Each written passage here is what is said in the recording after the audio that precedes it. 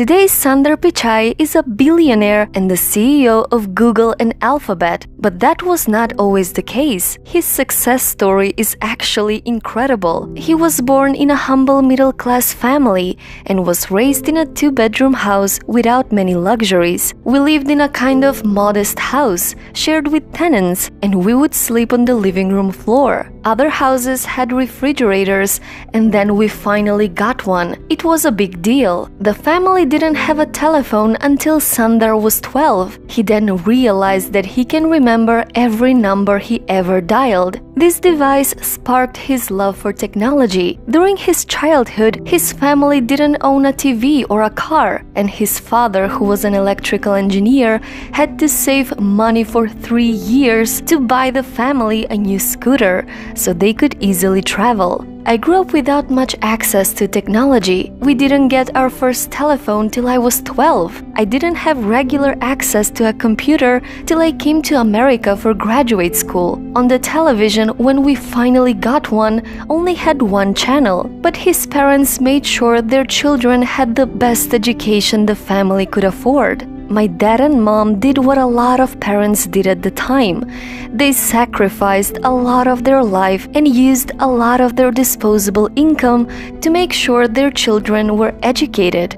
So Sundar Pichai studied engineering at the Indian Institute of Technology. He was one of the brightest students, which got him a scholarship at Stanford. But getting there was not easy. My father spent the equivalent of a year's salary on my plane ticket to the US, so I could attend Stanford. It was my first time ever on a plane.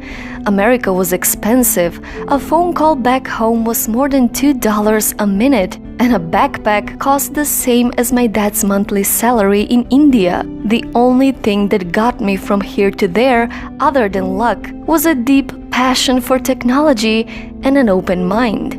So when 20-year-old Sundar arrived in the US decades ago, he never dreamed that he would become a success story that will motivate and inspire millions of people around the world, that anything is possible. He joined Google in 2004 and went on to become the CEO of the company in 2015. But his success didn't stop there. Just 4 years later, he was also named CEO of Google's parent company, Alphabet.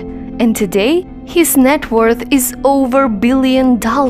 So Sundar Pichai went from being a humble shy boy from a middle-class family who slept on the floor to a billionaire and the CEO of Google and Alphabet, one of the most powerful companies in the world. But what's interesting is that even though he became very successful, he is known to be very humble and friendly with everybody, which makes him one of the most respected and liked leaders. And even though he's not a workaholic, his work ethic is impeccable. So if you're struggling right now and you feel lost and scared, Sundar has an advice that can change your life. You want to aim high enough, you fail a few times. That's a natural part of a process. Even if you fail, you end up doing something great in the process. Setbacks actually don't matter. Starting a company and even having failed, you can wear it as a badge of honor. If you don't fail sometimes, you're not being ambitious enough.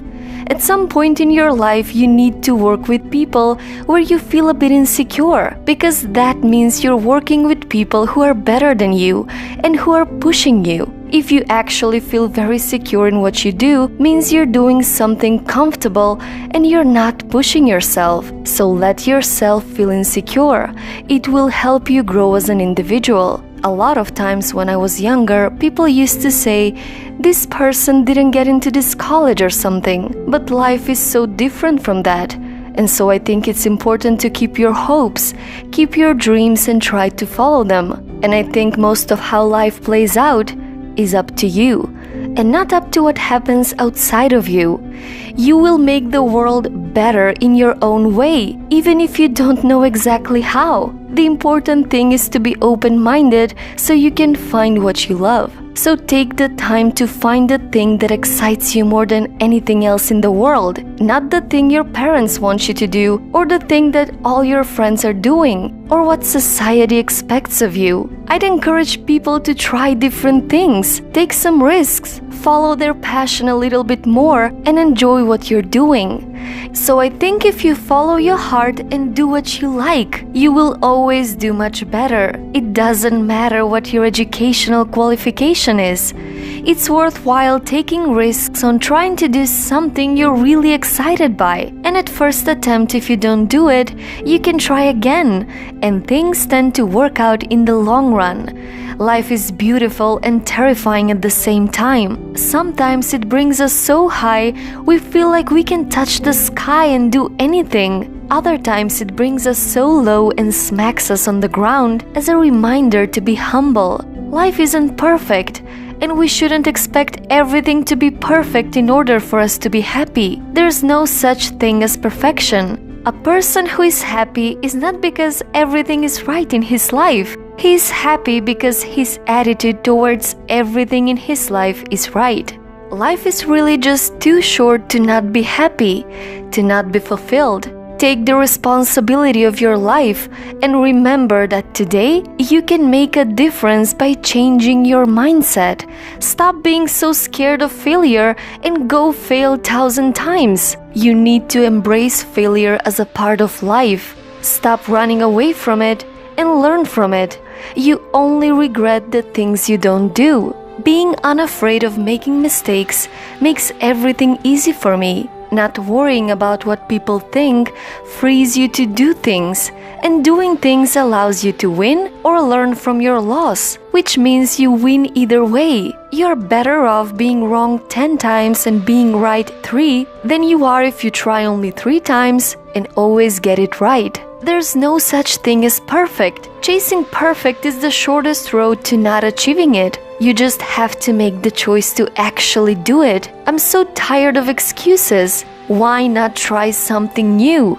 Be optimistic, exhibit patience, shut your mouth, and execute. What you need to do is make one person happy, you.